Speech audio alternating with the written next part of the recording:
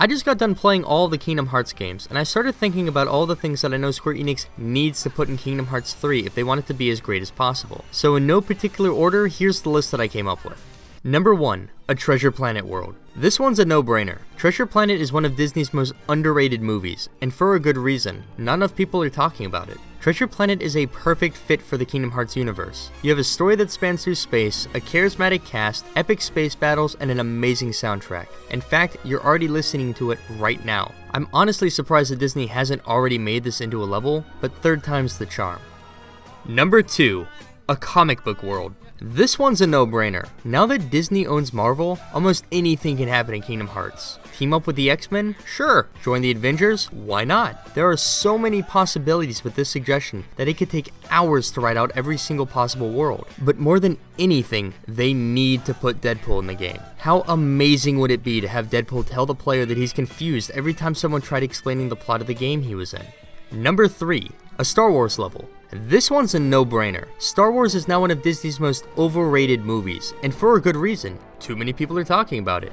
Star Wars is a perfect fit for the Kingdom Hearts universe though. You have a story that spans through space, a charismatic cast, epic space battles, and an amazing soundtrack. In fact, you're already listening to it right now. I'd be honestly surprised if Disney wasn't already making this into a level, but we'll just have to wait and see.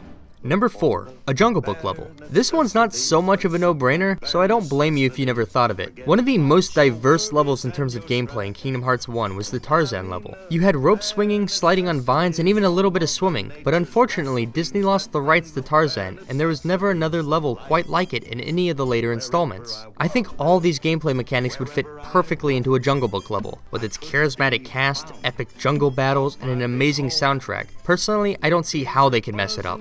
Number 5. Co-op gameplay. This one's a no-brainer. How often have you been playing Kingdom Hearts when your little brother comes up and says he also wants to play Kingdom Hearts? Now that it's been over 15 years since the release of the original Kingdom Hearts game, there's a large chance that you just can't punch him and tell him to go away anymore. There's even a small chance that he might be able to beat you up now, and then you're the one not being able to play Kingdom Hearts. A simple workaround for this problem would be if you could both play at the same time. My brother sucks at video games though, so it'd be cool if he didn't actually have to do anything.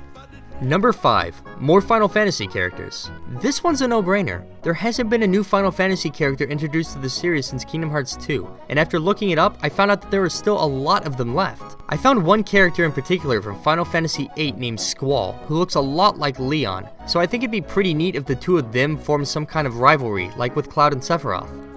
Number 6. More diversity. This one's a no-brainer. When's the last time you remember seeing a black person in Kingdom Hearts? You can stop trying to remember. I tricked you. There aren't any. But how neat would it be if one of the characters we've known since Kingdom Hearts 1 turned out to be black? Yeah, that looks good. Number 7. A Cars world. I think it'd be neat if Sora was a car. Number 8. A Jungle Book level. This one's a no-brainer. The Kingdom Hearts games have never been shy about transforming the characters so that they fit into the world they've just entered. There are so many different types of animals that live in the jungle that the possibilities here are endless. There could even be different parts of the level where you have to turn into different animals in order to progress. Number 9. A Song of the South world.